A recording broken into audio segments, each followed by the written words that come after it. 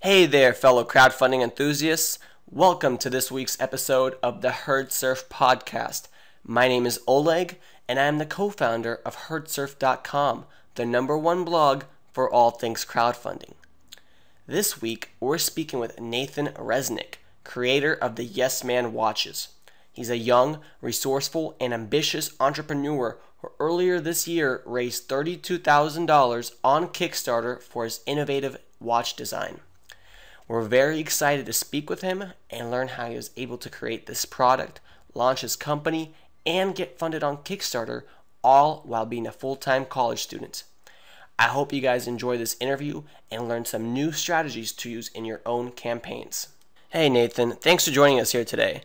What made you decide to start a watch company? I honestly didn't know anything about watches before starting YesMan Watches. I mean, that's what entrepreneurship is. It's just doing it, I think, is really learning it. Okay, and how did you design your first prototype?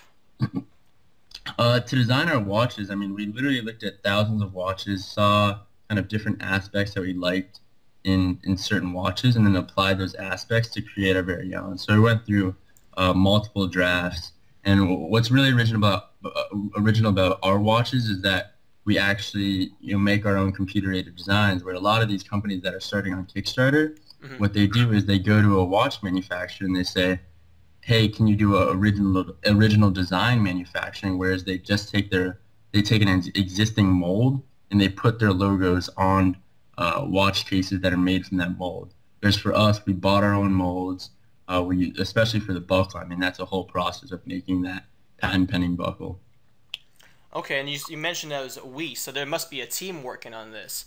Who are the other members of your team? How many are there? Definitely. Originally starting off, I mean, it was actually just me and a buddy. It was a crazy startup process for me. I'll give you a little rundown. I'm from Washington, D.C., and when I was starting off, I was leading everything. I had a buddy out here in San Diego designing our logos. I had connected with the engineer based all the way in Budapest who was helping us design our computer-aided designs needed to manufacture those molds.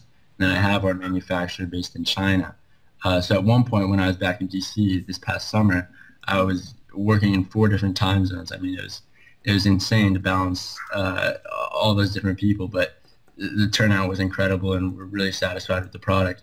So we've definitely expanded since Kickstarter, and now we kind of have some interns through my university, the University of San Diego, as well as people, I mean, around the world. The support has been incredible. Everyone that reaches out to me and shares, a passion of empowering people to consider the use of time, I'm more than happy to set them up with the resources to bring them on board and drive this company to a really successful one.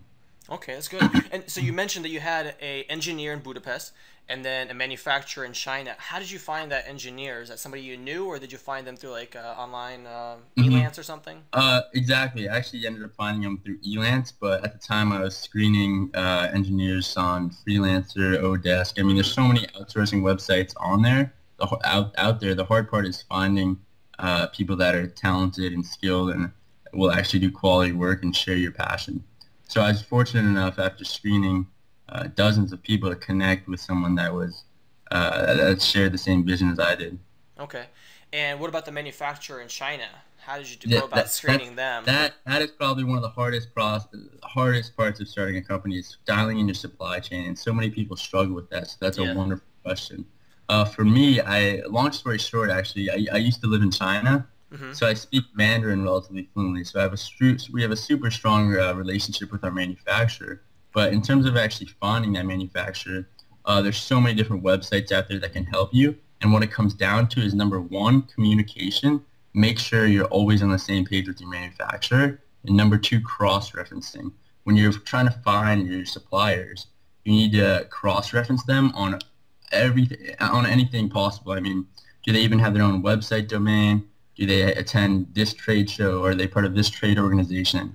And a good generalized starting point for that, excuse me, is just Alibaba. I mean, generalized supplier website. But the hard part with them is there's so many frauds and scams out there that you really have to dig deep and cross-reference them to, are they part of the Hong Kong trade organization? Do they attend the Shenzhen trade show?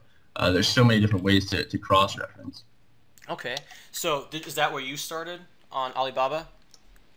That was our starting point. Mm-hmm. From then, I went through cross-referencing, and then I kind of contacted some connections I had in China from when I used to live there to really ensure that this was reliable and reputable manufacturer. Okay. Did you actually ever go to China and visit the manufacturing facility?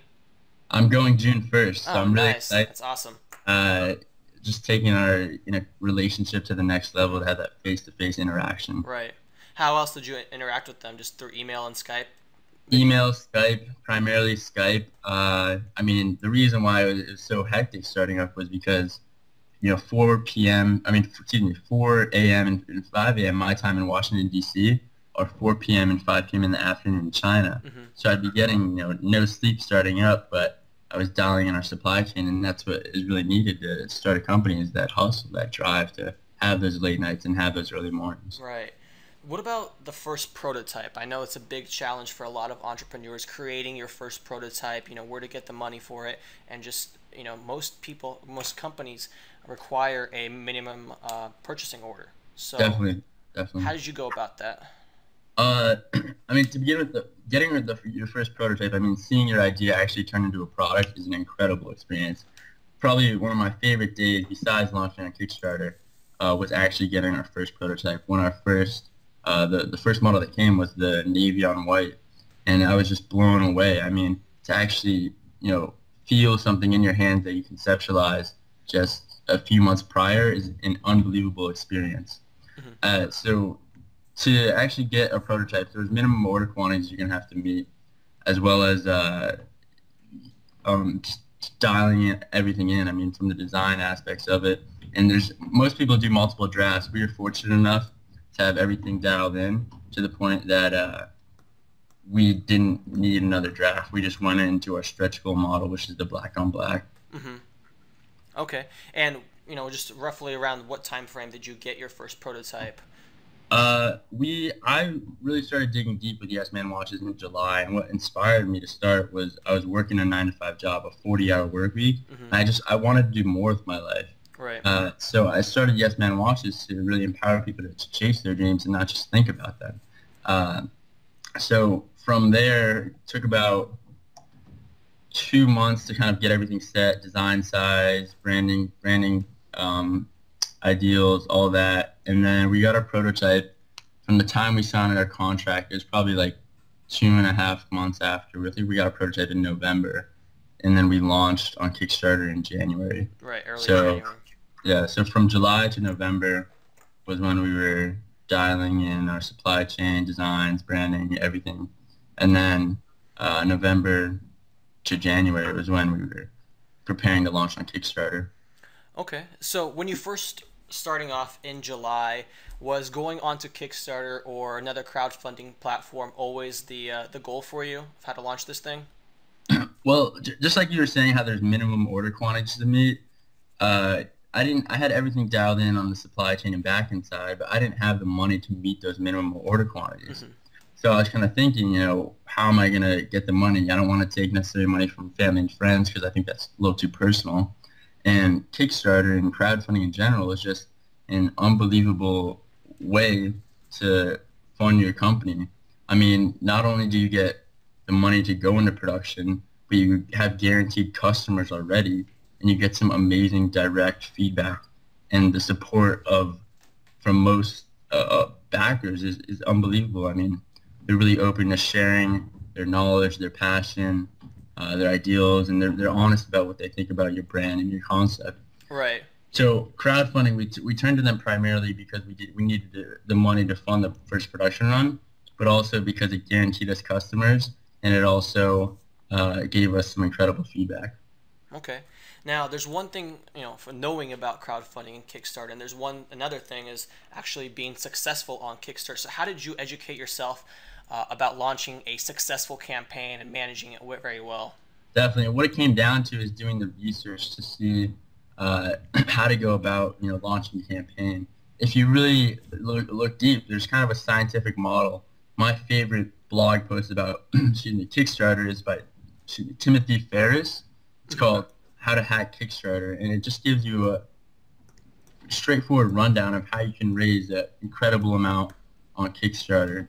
Another great one is by Zach Park on Medium.com, which is it's called How to Raise $1 Million on Kickstarter. I mean, some incredible kind of scientific proven methods. And what I found that it comes down to is like number one, expanding your reach through your network, and a huge way to do that is through social media. I mean, one of the great ways that we did that is we had a landing page where in 3 clicks people could expand our brand, our Kickstarter campaign. Number one, share it on Facebook. Number 2, tweet about it. Number 3, watch our video. So those 3 actions really add up. Because with crowdfunding, you're kind of trying to get your product and campaign in front of as many people as possible. Mm-hmm. Number 2, definitely media outlets. That was huge for us. We got some huge coverage, and what it came down to is finding the right people to connect with, people that saw the branding and saw what you're doing and really shared a passion and wanted to help you expand your aspirations. So, okay. And when did you start actually preparing for your campaign? I would say we started preparing in November, honestly, 2 months ahead of time. Mm-hmm. As soon as we got our prototype, we were like, this is it. We got to launch. For photography, what I did was just hit up, a few of my buddies that had some nice cameras, and it's just like, hey, do you mind taking some shots of the watch we're in? Set up some dates, got a few friends stacked as models, and within the week we had some professional looking photos. For the video, I just reached out to our videography department at my university, and had the department chair send an email blast. Within a week, I had a professional video done. Nice. And what about the website? You mentioned it was a very strong point for you guys. Made it very easy to share all over your social media. How'd you go about creating the website?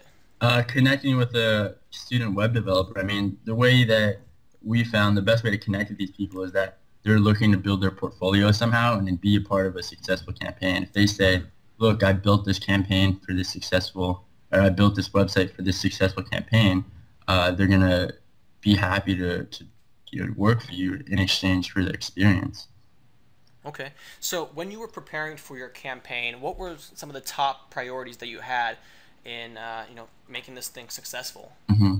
I'd say number one, definitely doing the research. I looked at every single watch campaign that was out there, whether it be on Indiegogo, Kickstarter, any platform, any watch crowdfunding campaign I looked at, because I wanted to see what they had done, if they had done it successful, and how to mirror it so I could be successful as well. So I'd say number one, definitely do your research. Number 2 would be dial in your back end of the campaign. Write down your content ahead of time. Have a few people read it, and same with your photos. Take your photos and record your video ahead of time so you can get initial feedback before you actually launch. Because you can edit your campaign in some ways when you launch, but at the same time you want to make sure that first push, because really what it comes down to is crowdfunding campaigns that raise millions of dollars, they push to reach their initial goal within the first day. And if your campaign doesn't flow well, then that's going to kind of mess up that first day for you. Number 3, we compiled a list of about 200 media outlets that we thought that had carried past Kickstarter campaigns or crowdfunding campaigns, and reached out to them. We got on a few within the first day of launching, which was huge for us because it gave us that initial push. Within the first 3 days of launching, we reached our initial $15,000 funding goal.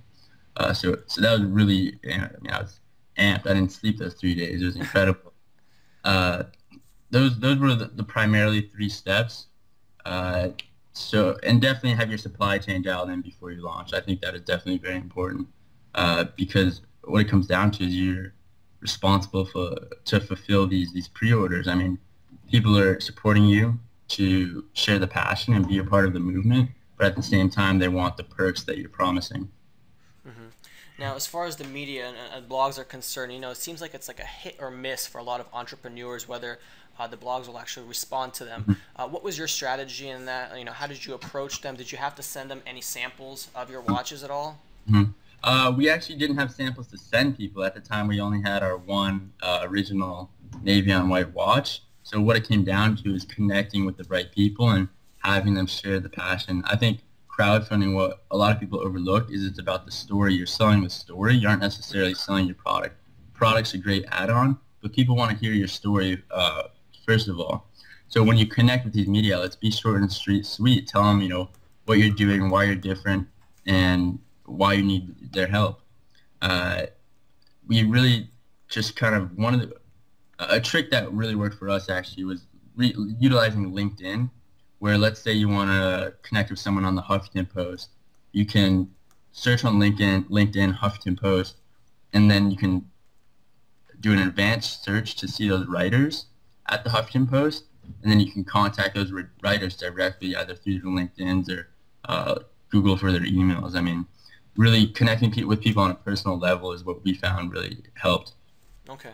And what about your own personal network? I know it's very important in the beginning to have a large fan base of individuals who kind of support you in the first couple days. What was your strategy with your own personal network, and how did you approach them? Number one, in terms of my social media, I mean, everything that I was doing with YesMan Watches is and was intertwined with my personal social media presence. So all my friends that were connected with me on Facebook, Twitter, Instagram, all that, knew what I was doing. And that was really crucial to, for them to be able to support me and see the process that I was going through, as well as, talk about it. You kind of got to live your business in some ways. When you go out, meet new people, network, tell them what you're doing. You're never going to know what kind of connection or contact they may have that could help you expand your aspirations. So I'd say, number one, intertwine your social media presence. Number two, live your business in some ways. I mean, entrepreneurship is it's a hustle. What it comes down to is just connecting with the right people, being motivated to go after it, and having that drive to make it happen. All right. Now let's switch gears a little bit and talk about the actual campaign dynamics. You decided on a length of 32 days. I imagine that came from Timothy Ferriss's blog, as well as some other research that you did. Why not go for more longer period? There's an interesting balance between campaign length. I'd say from my research at the time, most campaigns are running on average of like 35 days. Mm-hmm. Now I've seen some campaigns that run as long as like 60 days, 70 days. Right. And I think what it comes down to is most campaigns, almost every campaign, is in the middle. You're going to experience a lull where people aren't hyped because you just launched, and they aren't really excited because you're about to end. So in the middle, you'll be going like this, and then you'll hit a peak, and it'll stall for a bit, and then you have to keep going. So we made the 32-day campaign length because basically what it came down to is that was starting on a Monday and ending on a Friday. And from our research of other campaigns that were successful, that's what they did. So we were just like, let's do it as well. Right. Okay. Now, I checked out your campaign, and it doesn't seem like you offered any stretch goals, which I think a lot of campaigns do offer just so they can get more money. Mm-hmm. Did you offer a stretch goal? We offered one. The stretch goal was the black on black, and we reached that. But then we were also going for a white on navy face at a $40,000 stretch goal, and we were short of that. So the black on black was at $25,000. Okay. And the white on navy was at $40,000, but we didn't end up meeting the white on navy, so we aren't in production with that. But stretch goals are definitely very important. Because once you reach that initial goal, how you're going to get people to continue to be excited about your products, and they want to see that you're developing your line of products and your brand. Right, and rewarding your backers. Mm-hmm. Were the stretch goals something that you thought about prior to the campaign, or was it like, wow, I'm about to get 15,000? How do I continue this momentum? It was definitely something we thought about before because it came down to the research of what other campaigns had done. We saw that there was a couple of different things you could do, whether it be different colors, adding on different designs. There's a whole bunch of variations you can do with stretch goals, and it kind of comes down to what you want to do with your campaign. I mean, for instance, a lot of campaigns offer T-shirts as a reward. Right. And I saw from my research, what I saw was the T-shirts as a perk kind of took away from the main perk that you're trying to sell. For us, we're trying to sell watches. So if we gave a T-shirt perk at $30 and people could buy a watch for $99 if they were the first 100 backers, then I thought that kind of took away from enabling or pushing people to support us for a watch. Right. So you didn't offer any T-shirts or any stickers or anything, just watches? Just watches and the $1 or more deal, which was just some friends threw in like $5 or so. Right. Okay. Now, how was the 32 days like for you? I imagine it was quite busy, a lot of emails to be answered. It's crazy. It's literally one of the craziest processes I've ever been through. I mean, every time you try to go to sleep, you're checking your campaign because your email is going to be going off saying, "Oh, you got a new backer." It's unbelievable. You have that kind of passion to always be in the loop with your campaign, and you're always trying to expand your aspirations. And for me, as a college entrepreneur, that was just an insane process of balancing this launch with my classes, and it was unbelievable. I mean, the first 3 days I didn't sleep. I was continuously reaching out to media outlets throughout the campaign, which was what kind of got us on some big name newspapers and blogs. So the whole process is really out of this world, and you're gonna have to kind of breathe it almost. Like whenever I would go out, I would talk about my campaign or think about it. I would think about how I can progress it, how I can change this, how I can make it better. All these different things definitely add up, and it's what makes crowdfunding such a unbelievable platform and experience. Did you, I mean, balancing classes and this campaign, did you hire anybody else to help you during this process? Once people saw that, the ball was rolling and it was going really well, people, were pretty amped about in getting involved. So I would, enable and set them up with the resources, whether it be to reach out to some media outlets or connect with some athletes, that type of thing. Definitely helped me. Right. What it came down to is kind of our strategy to expand our presence and our marketing strategy, and that's what it is still. It's how do we market these watches and sell these watches. Okay. And what kind of strategy have you developed? I mean, are you planning to sell anywhere else besides your website?